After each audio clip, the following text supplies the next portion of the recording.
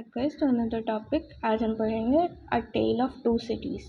लिखा किसने? Charles Dickens ने। ठीक है, ये भी एक नॉवल है जो कि पब्लिश की गई थी 1859 में। ठीक है, इसमें जो टू सिटीज़ के बारे में बात की गई है वो लंदन और पेरिस के बारे में बात की गई है और फ्रेंच रिवॉल्यूशन के टाइम के बारे में बात की है, उसके पहले का माहौल, उसके बाद के बारे में। ठीक है, तो यहाँ पे एक चार्ल्स डार्ने करके एक अपर क्लास का जेंटलमैन होता है, पर उसको भी काफ़ी सारी प्रॉब्लम्स फेस करनी पड़ती हैं उसकी फैमिली को। तो डार्ने, ठीक है, तो उसके बारे में भी आगे स्टोरी में तुमको पता चलेगा। पर अपनी स्टोरी स्टार्ट होती है 1775 से। जारविस लॉरी एक बैंकर होता है और इसका एक दोस्त होता है डॉक्टर अलेक्जेंडर मेंटे। ठीक है, अब उसका वो दोस्त क्या है, वो दोस्त जेल में बंद है। कहाँ पे? बेस्टाइल में। ठीक है, बेस्टाइल की जेल में वो बंद है। ठीक है, तो अब वो इसे वहाँ से लेने जाता है। ठीक है, पर वो लेने जाने से पहले अलेक्जेंडर की बेटी से मिलता है और वो उसकी बेटी को बोलता है कि तुम्हारे पापा मरे नहीं अभी तक, वो केवल जेल में बंद थे, बेस्टाइल की जेल में, पर अभी उनको उस जेल से छुड़ा लिया गया है और वो अभी कहाँ है? डिफार्के, जो उनका एक नौकर था, उनके घर पे हैं। ठीक है, तो अब फिर वो क्या करता है, तो उस डॉक्टर को लेने के लिए वो इंग्लैंड चला जाता है फ्रांस से। ठीक है, तो अब जॉर्विस प्लस लूसी दोनों लोग मिलके डॉक्टर को लेने चले जाते हैं। और वहाँ जाके क्या होता है कि डॉक्टर उन्हें पहचान नहीं पाता। वो इतने साल जेल में रहने के बाद, 18 ईयर्स जेल में रहा, उसके बाद वो भूल जाता है पूरा। उसको केवल एक ही चीज़ याद रहती थी, जूते बनाना, जो उसने वहाँ जेल में सीखा था। ठीक है, पर उसकी बेटी कैसे भी करके उसको थोड़ा बहुत याद दिला देती है कि मैं आपकी बेटी हूँ, आप चलो हमारे साथ, तो वो चले जाते हैं घर। ठीक है, तो अब बारी आती है 1780 में चार्ल्स डर्ने की। ठीक है, ये एक नया टॉपिक समझ लो इस स्टोरी में। तो इस पे क्या है, इस पे एक आरोप लगा होता है कि ये जासूस है, जासूसी कर रहा है फ्रांस के लिए, पर ऐसा कुछ होता नहीं है। जो बरसात और क्लेद दो जासूस होते हैं, उनने इसको फंसाया होता है। ठीक है, अब वहाँ तुम्हें एक और कैरेक्टर देखने को मिलता है, सिडनी कार्ल्टन का। वो बिल्कुल देखने में डिट्टो है चार्ल्स डार्ने की जैसा, बिल्कुल डिट्टो चार्ल्स डार्ने की जैसा, एकदम एक जैसा बिल्कुल। आप पहचान नहीं सकते, उनमें डिफरेंस नहीं क्रिएट कर सकते। ठीक है, तो वहाँ से वो जो भी आरोप लगा होता है उससे फ्री हो जाता है और फिर चला आता है। ठीक है, तो उसकी जो चार्ल्स डार्ने की फैमिली है वो काफ़ी रिच फैमिली है फ्रांस की, और चार्ल्स जो रह रहा है वो इंग्लैंड में रह रहा है वहाँ से अलग होके उनकी फैमिली से। ठीक है, और उसके मन में सिंपैथी है पेजेंट्स के लिए, पर उसकी फैमिली बिल्कुल अपोजिट है। ठीक है, अब उसके चार्ल्स के चाचा थे मर्किस। अब उनने क्या किया था, एक गस्पर्ड पीजेंट था, किसान था, उसका बेटा उसकी जो बग्गी होती है ना, जिससे पहले लोग चलते थे, उसके नीचे आके मर जाता है। तो उस बग्गी में से वो एक सिक्का उस गस्पर्ड के लिए फेंक देता है कि लो तुम्हारे बेटे की मौत की भरपाई।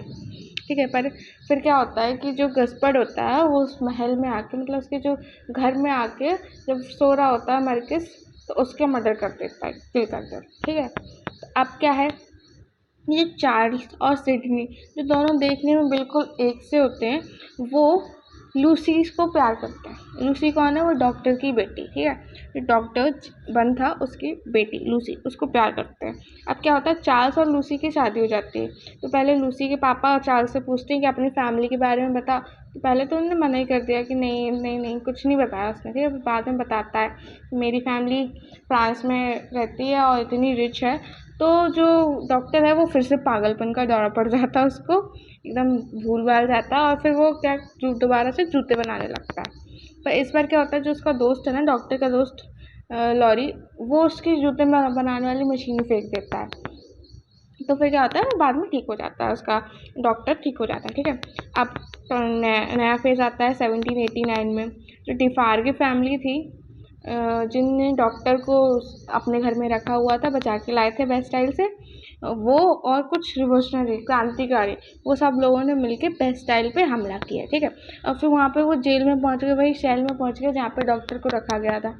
वहाँ उनको एक लेटर मिलता है जो कि डॉक्टर ने लिखा था जब वो जेल में था। ठीक है, तो अब ये लोग क्या करते हैं, ये लोग पेशेंट्स लोग मिलके रिच अमीर लोगों को सज़ा देने लगते थे अपने अपने तरीके से, जैसा उनको अच्छा लगता था। ठीक है, तो अब नेक्स्ट सेशन आता है अपना 1792 में। एक लेटर आता है, कहाँ?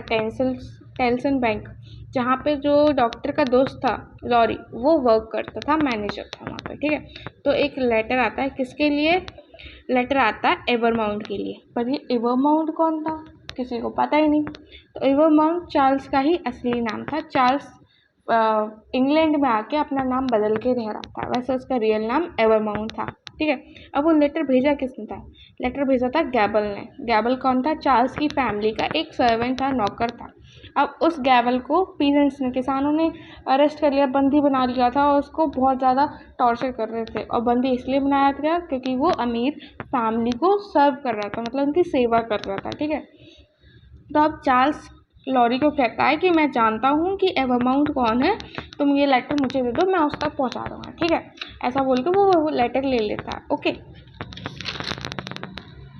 तो अब आते हैं अपन चार्ल्स पे। अब वो चार्ल्स क्या करता है? फ्रांस चला जाता है। वहाँ जैसे ही वो फ्रांस पहुँचता है वैसे ही उसको अरेस्ट कर लिया जाता है। पीजेंट्स लोग हमला कर देते हैं, उसको बंदी बना लेते हैं, ओके।